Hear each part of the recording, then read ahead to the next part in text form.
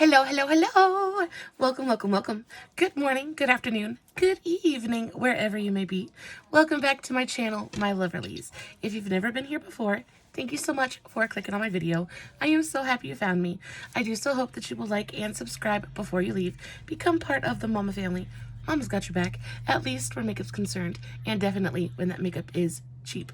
Today is True Love Tuesday. We're talking about, I actually got the idea for this video, talking about last week's love story, and I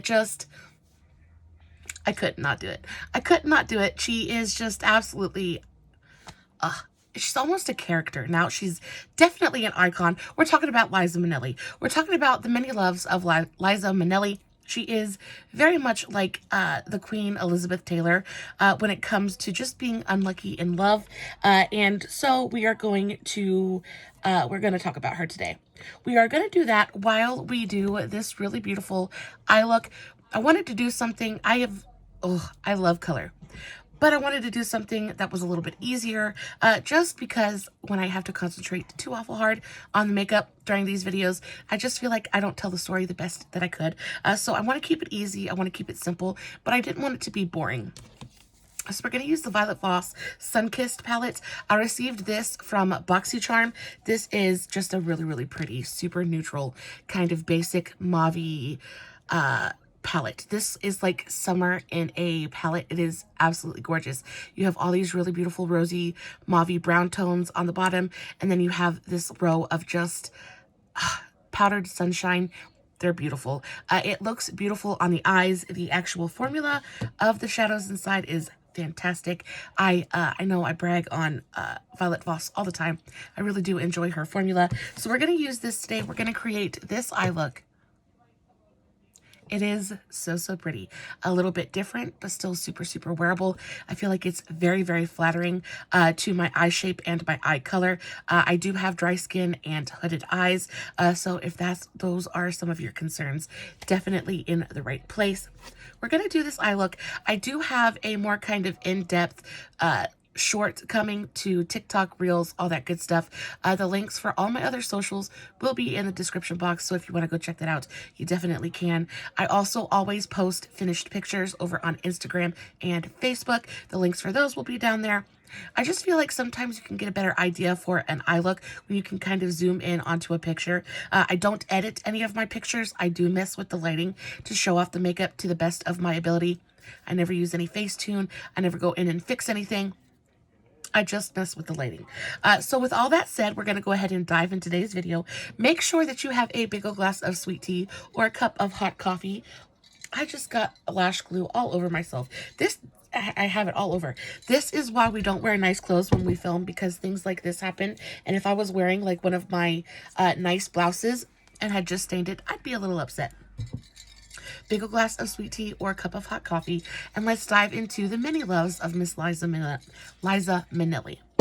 I also, before we get into it, I'm trying to pre-film just a little bit because this week is the week of Thanksgiving, and I know we're all going to be super, super busy, but I also know that while I'm cooking Thanksgiving dinner, I really like to have my YouTube videos just kind of on my tablet in the kitchen so I can watch them while I cook. So I'm going to try to get you guys lots of really fun content this week, just so you have something to kind of listen to while you're cooking Thanksgiving dinner. So, the many loves of Miss Liza Minnelli. So, Liza Minnelli, a little backstory on this absolute icon. She is the daughter of Judy Garland, which I probably should have known, but didn't. And I'm not sure why I didn't know that, because it seems like it would be pretty obvious, because I think she looks very, very much like her mother. But yes, the daughter of Judy Garland, and pretty much grew up in the Hollywood scene. Now, we all know that Judy Garland's life is tragic in and of its own accord. But we're really not going to touch on that today, but I do feel like that kind of has something to do with the reason she couldn't quite find love. I feel like she just never was really taught what a great relationship was supposed to be, right? She just didn't have that standard. She didn't have that role model, and therefore really just didn't know what to look for. So Judy Garland Yeah, in her own words, she says, I have great taste in directors and in people for costumes. But as far as husbands go, I think that I kept changing for them. And then about a year later, I'd think, what am I doing? This isn't me. And she said that during an interview with Oprah in 2010. And that just goes back to what I was saying. She wasn't certain enough in who she was as a person to be able to pick a man that suited her, right? She just didn't really know what she was looking for. And that brings us to her very first entanglement, her very first marriage. And his name was Peter Allen. And he was hubby number one. She married him in 1967 and divorced in 74. Now, this one was a doozy. I really wasn't expecting what I found out. So, Peter, he was a musician, a songwriter, basically very much in, the whole entertainment sphere. And he was introduced to Liza, by Liza's mother, Judy. Judy was the one who basically had discovered him. He used to be in a group with his brother. What were they called? Was discovered by Liza's mother. She discovered him in 1964, and then Judy helped them gain popularity and introduced Peter to Liza. But he was in a band called the Allen Brothers, and they had pretty good success, but they wouldn't have been able to have the success that they were able to enjoy without the help of Judy. Judy really is the one that kind of ushered them into Hollywood. And then, of course, introduced Liza to Peter. And they were together for 8 years, but split in 1974. And the reason they split was because this man was gay. This man was gay as a $2 bill, and everybody knew it but Liza. And this makes me feel so bad for her, because, again, she's just so unaware. I feel like she spent much of her life trying to get people to like her, trying to, be that personality, and never really took time to stop and understand who she was and what she wanted as a person. And very much a people pleaser. I get people pleaser vibes from her big time. So she marries him, finds out he's gay, and they end up divorced. And not very long at all after they got divorced, he actually started a relationship with an actor by the name of Gregory Connell. And they were together for a very, very long time. They actually stayed together until Gregory passed in 1984. And then, of course, Peter, he passed a little bit later. Well, yeah, a little bit later. He passed in 1992 due to throat cancer related to the AIDS virus. And she said on her quote on her marriage to Peter, she says, I married Peter and he didn't tell me he was gay. Well, obviously, because he married you. But she said, everyone knew but me, and I found out. Let me put it this way. I'll never surprise anybody by coming home early ever again, as long as I live. I'll call first. She said that in an interview with The Advocate in 1996. And I assume that the reason they got divorced is because she walked in on Peter and Gregory doing the nasty, and it kind of blew her mind a little bit. Could you imagine coming home and finding your husband, the man that you have pledged yourself to and, love? Could you imagine coming home to find him in bed with another man? Like, that would absolutely shake me to my core. Not that he wanted to be with another man or anything like that, but for the simple fact that this man has married me, has told me he loved me. We've done what married people do, and then to come in and have my entire life kind of split apart at the seams and realize that everything was a lie. That would be a lot, and that would break a part of you inside, right? But she rebounds, and she rebounds quick, right? So she gets married in 74, and that same year, she marries hubby number 2, Jack Haley Jr. And this marriage is definitely a rebound. She never stayed single for very long, but it was very much, she married an equal, right? Jack Haley Jr. is the was Hollywood royalty. So, you know, she's Hollywood royalty. Her mother's Judy Garland. Jack's father was, okay, just like Liza, their parents had worked together on The Wizard of Oz. So his father actually had played the Tin Man on Wizard of Oz, which I thought was so, like, such kind of a full circle kind of moment.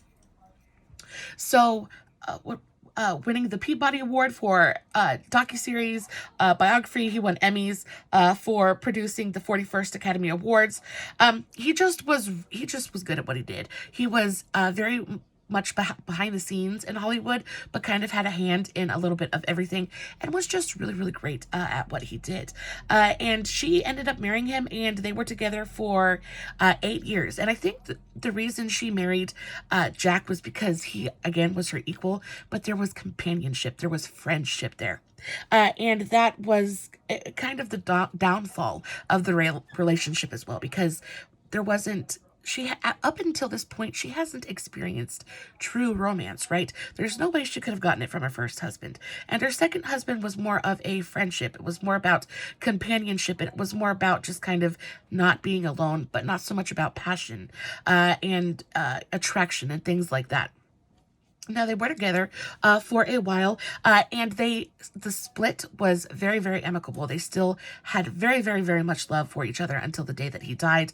They continued to be friends until the end of his life. So when they split, it was more just, she just needed more, and they just didn't have it to give. So when they kind of worked together after 5 years of marriage. They called it quits in 1979. And then Jack passed in April of 2001 of respiratory failure at age 67. And her quote on this relationship was, "Jack was the first one to remind me and the general public of our heritage. America's royalty is our entertainers who have given so much to the world.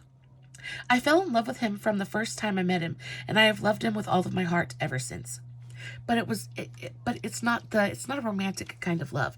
He was good to her. He was a good person. She was comfortable with him. He very much respected her and treated her as an equal. But just the passion wasn't there. And you can't have a relationship without passion. It just doesn't work like that, unfortunately. So that brings us to hubby number 3. And I believe hubby number 3 is the closest, sadly, that she ever gets to true love. I believe it's the closest she ever got to that romantic, you know, that romance we see in movies where he just comes in and it's this knight in shining armor and he's so attractive. And he comes in and he just kind of sweeps you off your feet. And all you can really think about is how beautiful he is and how sweet and charming he is. That was very much her relationship with hubby number 3. So in 1979, she divorced Jack in 79. The divorce was finalized in 79. And then that same year, she married hubby number 3. And his name was Mark Giro. And there's really not very much known about her marriage with this man at all. Up until this point, she had been very open with the public and had kind of let the public in to her marriages. And I feel like this time she definitely took a different route. Mark was a sculptor, again, worked in the business. He's worked on many, many different movies. So it says he was a sculptor who had worked on such films as Chitty Chitty Bang Bang, another like classic, Oleana, and A Steady Rain. So they wed in 79 when Liza was 33. And compared to past marriages, they were super, super private. I tried to look up as much as I could about her marriage with Mark, and I just couldn't find very much literature on it at all. They kept to themselves very, very much. And really, but they must have been happy for quite a long while because they actually ended up staying married for around 13 years, which I thought was a pretty good run, honestly. And especially with the luck that Liza had thus far, it seems like it really made her happy, at least for a little while. And I know that they focused a lot on their apartment. Both of them were very, very much into interior design, and very visual creatures. Mark even more so, I believe. And they made friends with a bunch of really, I mean, high end, like really up there, interior designers. Let me see. Does it say anything about the marriage? It doesn't really say anything. It says in her quote, yeah, they were married in 1974, lasted 13 years till divorced in 1992. Really not a bunch of literature on this at all. Like I said, they love the interior decorating. Her quote on this one was, "I've been married before, but I've never been married before." This one comes closest to all the stuff about romance that you read about. I don't feel like I've ever been in love like this before. So again, it was her first true romance. It was the first time that she truly felt romantic love with another person and connected with him. But again, the feeling, the vibe I kind of get from Mark was that he was a very controlling kind of person, and very particular as well, because in some of the interviews that I read about him, it had said that they argued quite often about the interior design, and it also said that he quite often nitpicked and kind of nagged at her about the choices that she would make. And then I tried to look into his financial situation and see if maybe they had married for money or whatnot. But it seems like he does pretty well on his own. So I don't think it was money motivated. I honestly think that they got together. They worked while they worked. And then, once it wasn't working for them anymore, they just kind of went their own separate ways. But I do believe that there was true love there, and real feelings. So I feel like this was definitely maybe the happiest out of all of her marriages. I feel like this was the one where she finally got to experience love, even if just for a short while. I feel like there was true love there. So that makes me feel just a little bit better for her. And then we get to hubby number 4. And this one is an absolute doozy. This guy is just absolutely not nice. I don't like this man at all. I am very, very glad that she decided to get rid of him. So hubby number 4, his name was David Guest. She was married to him from 2002 to 2007.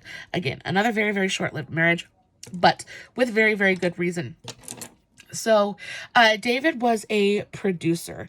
And again, she is kind of sticking to her group. She's sticking to her type and very much prefers to meet men from, the business and from Hollywood, which is totally fine. But this one just didn't end up working out so well for her. So she meets David, or not David. Yeah, she meets David. He was a producer, and they were introduced by Liza's good friend, Michael Jackson. Michael Jackson is actually the one to blame for them ever meeting. Apparently, Liza and Michael were really good friends. And David was producing a couple of TV documentaries for Michael. And Michael got it into, his head that they would be a great match. So he introduced them to each other, did a little bit of matchmaking, and lo and behold, they end up getting married. And this time, Liza goes all out. She goes all out on the wedding. She makes it a production, right? Hadn't really heard too much about her other weddings beforehand, but this one she went out on. So they married March 16th, 2002, had a giant, lavish wedding. Lots of guests, lots of people attended. The wedding cost roughly $3.5 million. $3.5 million for this wedding. Can you imagine the shindig? Could you imagine going to a party that costs $3.5 million to throw? I truly believe I would probably lose my mind. It must have been like the party of the century.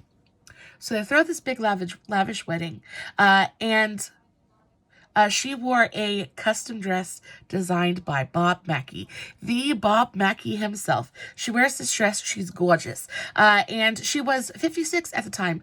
And David kind of became her manager because at this time, she had kind of taken a little bit of a step back from Hollywood and in general. She was just kind of enjoying herself, enjoying, getting a little bit older. She has plenty of money.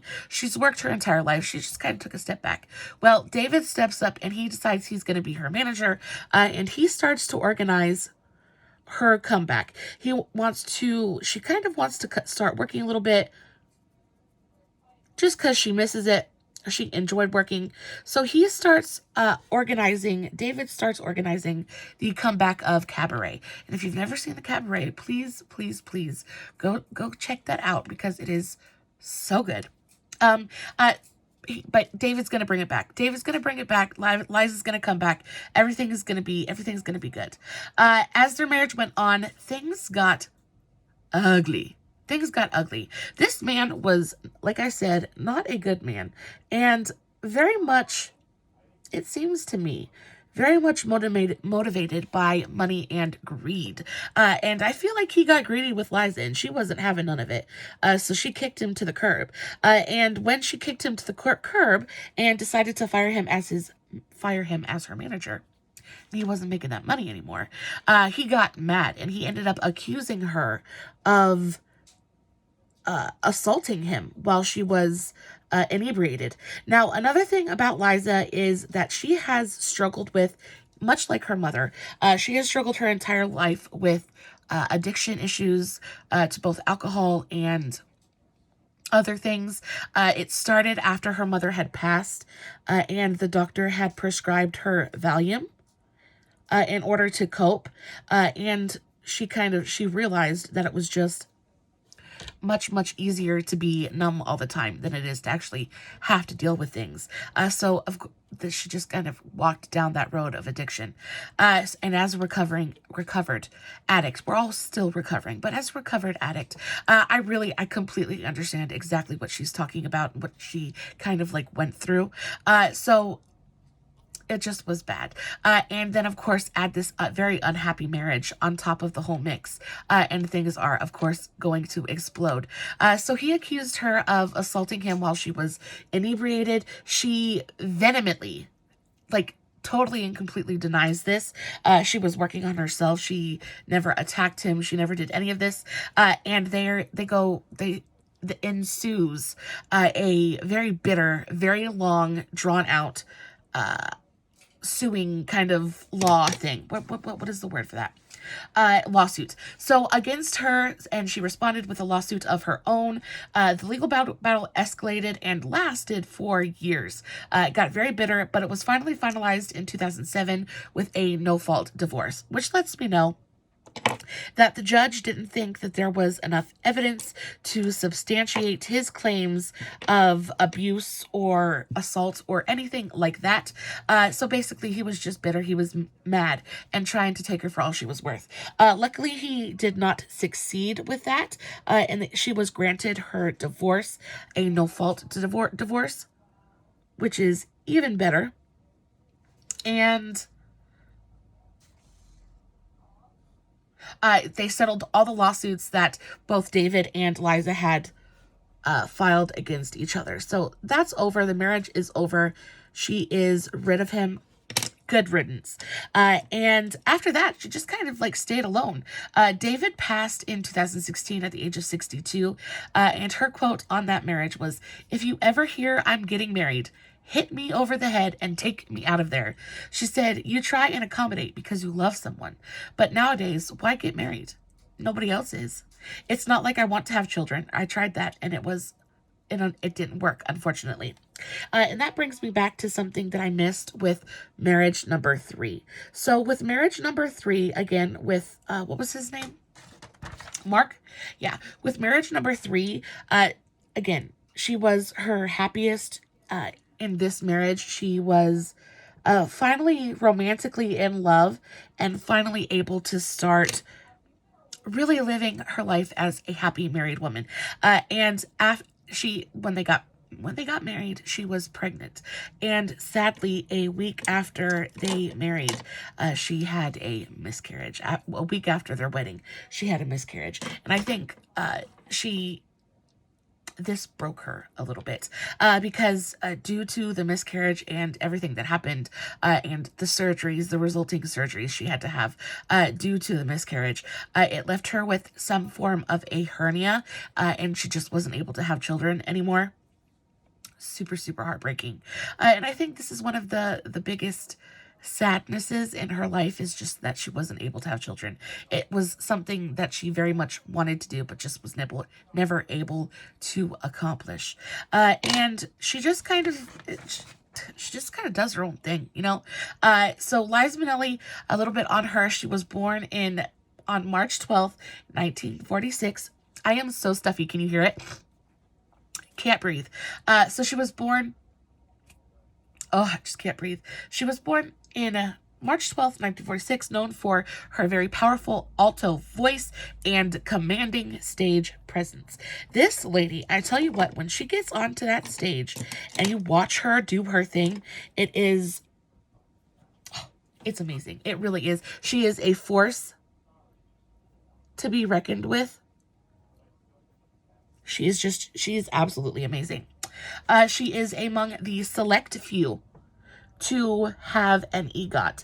And an EGOT is when you win both an Emmy, a Grammy, a Tony, and an Oscar. Yeah, she is one of the very, very, very few people to ever receive that honor. She is incredibly talented and totally epic in her own right. On top of that, what else does it say? She is a Knight of the French Legion of Honor, which I thought was so fun. She's been linked to Rock Brenner. Rock Brenner. His dad was super, super famous. Neil Brenner? Anyway, you know who I'm talking about. She was linked to Desi Arnaz Jr., Peter Sellers, and even Martin Scorsese. Guys, she has, like I said, she's struggled throughout her life. She has seen her fair share of trials and tribulations, but the fact that she continues to she refuses to lose her sense of humor, I think just says so much about her as a person. On top of that, she is so incredibly funny and so spunky. And I just adore her. I was so happy to learn a little bit more about her. This week, I definitely learned some things that I did not know before.